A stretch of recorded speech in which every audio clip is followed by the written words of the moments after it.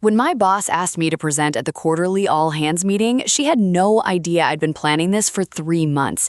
She thought I was going to show sales projections. Instead, I showed 400 employees exactly why I was resigning, including the emails where she promised my promotion to someone else before I even applied. The silence in that conference room lasted 11 seconds. I counted.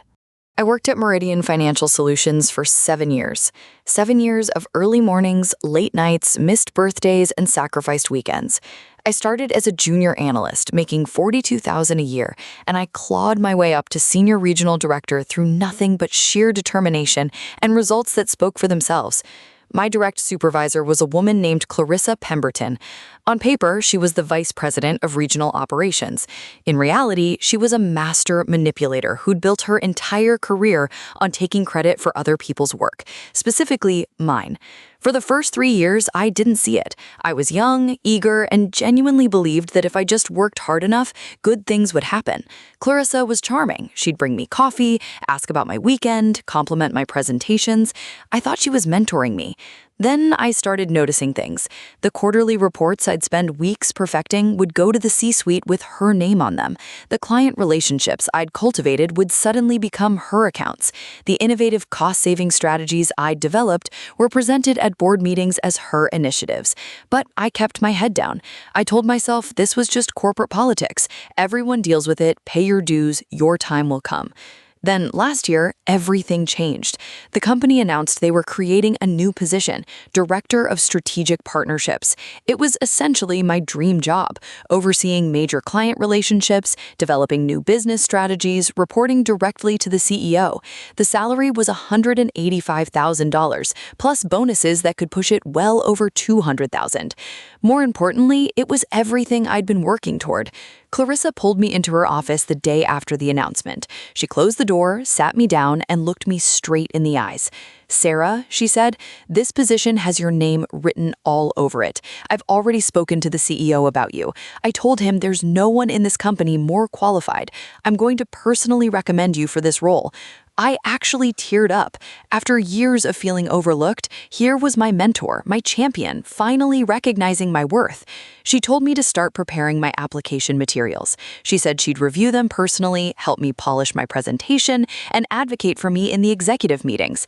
I threw myself into that application like my life depended on it. I spent 3 weeks compiling data, documenting every major account I'd brought in, every dollar I'd saved the company, every innovative solution I'd implemented. My application was 47 pages of irrefutable proof that I was the best candidate. Clarissa reviewed it all. She made suggestions, she helped me rehearse for the interview, she even bought me a new blazer as a good luck gift. The interview went perfectly.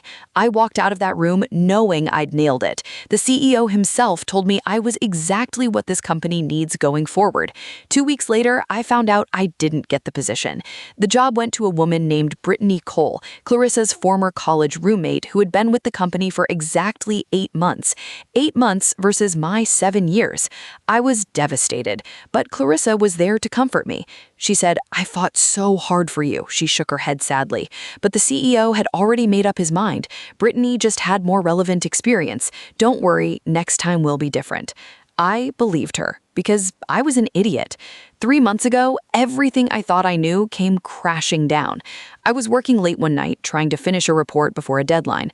I needed some historical data from Clarissa's files. Data she told me was stored on the shared drive, but it wasn't there. So I went to her office to check her desktop computer, thinking she wouldn't mind since she'd left hours ago. Her email was open. I wasn't planning to snoop, I really wasn't, but a subject line caught my eye. Re-director position, our girl. I clicked it. What I found made me physically sick. It was an email chain between Clarissa and the CEO, starting from 3 weeks before the position was even announced. In it, Clarissa was pitching Brittany for the role. She described Brittany as exactly the fresh perspective we need and someone who will bring new energy without the baggage of existing company politics. But the worst part, the part that made me see red, in one email, the CEO asked about me specifically. He wrote, "What about Sarah Mitchell? Her numbers are exceptional." professional. She seems like a natural fit.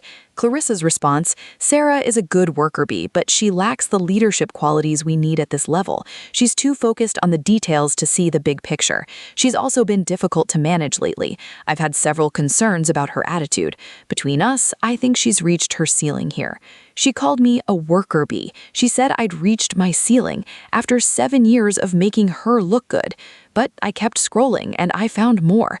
I found emails where she took credit for my Dawson account, a relationship worth $4 million annually that I had personally cultivated over 2 years.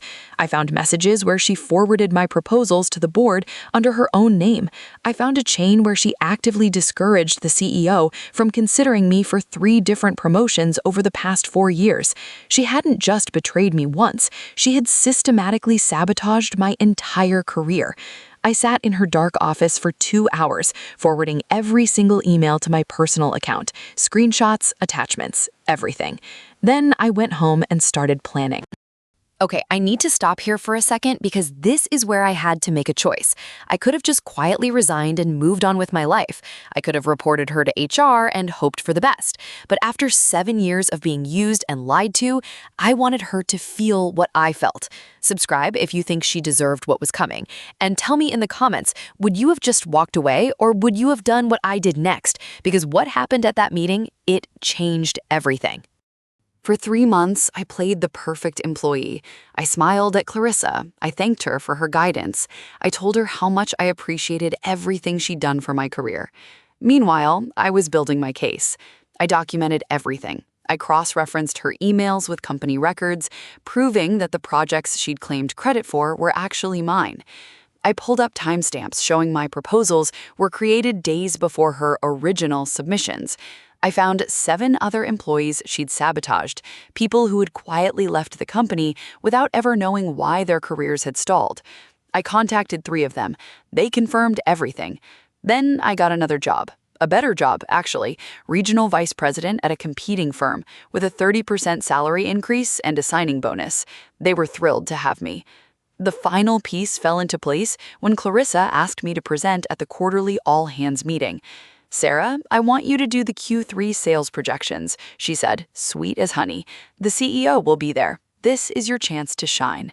She had no idea. The morning of the meeting, 400 employees filed into the main conference hall. Every department head was there. The entire C-suite was seated in the front row. Clarissa sat right next to the CEO, beaming like a proud parent. I walked to the podium, laptop in hand, heart pounding, but hands steady. Good morning, everyone, I said. Before we get to the sales projections, I have something important to share. Consider this my resignation. Murmurs rippled through the room. Clarissa's smile flickered. I clicked to my first slide. It was a screenshot of an email, the one where Clarissa called me a worker bee who had reached her ceiling. This, I said, is what my direct supervisor thinks of the employees who work 80-hour weeks to make her look good. The room went dead silent. I clicked to the next slide. It was a side-by-side comparison of my proposal for the Henderson account and the version Clarissa had submitted to the board 3 days later, under her name. This is the proposal I wrote in 2021 that generated $3.2 million in annual revenue. And this is the same proposal submitted by Clarissa Pemberton as her own work. Clarissa stood up. Sarah, I don't know what you think you're doing, but this is completely... I'm not finished. I clicked again. Email after email filled the screen. Screenshots of her sabotaging my promotion, messages where she mocked my work ethic while simultaneously forwarding my work to executives, the chain where she actively campaigned against me to the CEO. 23 slides, 23 pieces of evidence, 27 years of manipulation exposed in 17 minutes. By slide 15, Clarissa was crying. By slide 20, she had stopped trying to interrupt. The CEO's face had turned a shade of gray I didn't know was possible. Half the room was filming on their phones. I ended on my final slide, a list of every project I personally completed that Clarissa had taken credit for. The total client value I had generated over 7 years, $47.3 million. I brought this company $47 million, and I was told I'd reached my ceiling, so I'm taking my ceilings somewhere else. I closed my laptop. Oh, and Brittany, I looked directly at the woman who'd gotten my job. You might want to ask Clarissa what she really thinks of you. Check your work email. I forwarded the relevant messages this morning. I walked out of that conference room without looking back. The aftermath was spectacular. Clarissa was suspended pending investigation within 2 hours. By the end of the week, she was terminated for cause. The company reached out to the 7 former employees she'd sabotaged, offering settlements to avoid potential lawsuits. 3 weeks later, the CEO was quietly moved to an advisory role after the board questioned how he'd allowed this to happen for so long. And Brittany, she resigned the day after my presentation. Turns out, Clarissa had been emailing the CEO about her too, calling her impressionable and easy to manage. Brittany had no idea she'd been a pawn. As for me, I started my new job the following Monday. My new team is incredible, my new boss treats me like a professional, and 6 months in, I've already been promoted once. Sometimes people ask me if I regret how I handled it, if I should have been more professional, if burning bridges like that was worth it. Here's what I tell them. I spent 7 years building bridges for someone who was actively setting them on fire behind me. The only thing I regret is that I didn't find those emails sooner. To anyone out there dealing with a Clarissa of their own, document everything, trust your instincts, and when you finally decide to leave, make sure they remember why they should have treated you better, because sometimes the only way out is through the projector. Thank you so much for listening to my story. If you enjoyed it, please hit that like button and subscribe so you don't miss the next one. And if you have a workplace nightmare of your own, a terrible boss, a toxic coworker, an HR horror story, I want to hear it. Submit your story in the comments or through the link in our bio. Your story could be featured in our next video. Until then, take care of yourselves. And remember, know your worth.